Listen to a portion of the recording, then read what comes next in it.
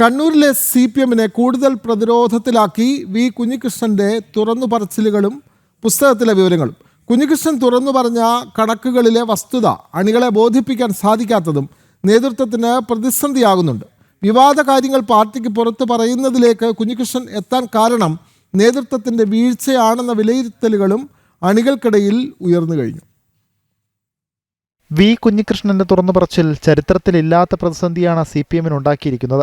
ഒരു MLA തന്നെ രക്തസാക്ഷി ഫണ്ടും പാർട്ടി ഓഫീസ് നിർമ്മാണ ഫണ്ടും അടക്കം തട്ടിയെടുത്തുവെന്ന ഗുരുതരമായ ആരോപണത്തെ ശക്തമായി പ്രതിരോധിക്കാൻ പോലും നേതൃത്വത്തിനായില്ല.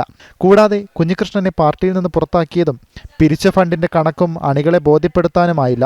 ഇതെല്ലാമാണ് പാർട്ടി നേതൃത്വത്തെ പ്രതിരോധത്തിലാക്കുന്നത്. പയ്യന്നൂർ ഏരിയ കമ്മിറ്റിക്ക് കീഴിലുള്ള 12-ൽ 10 ലോക്കൽ കമ്മിറ്റികളും പിരിച്ച പണത്തിന്റെ കണക്ക് ചോദിച്ചതു തന്നെ CPM-നെ ഞെട്ടിച്ചിട്ടുണ്ട്.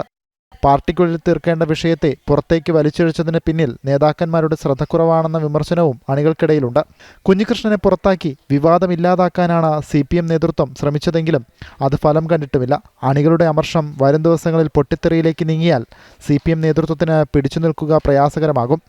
ജനം, കണ്ണൂർ.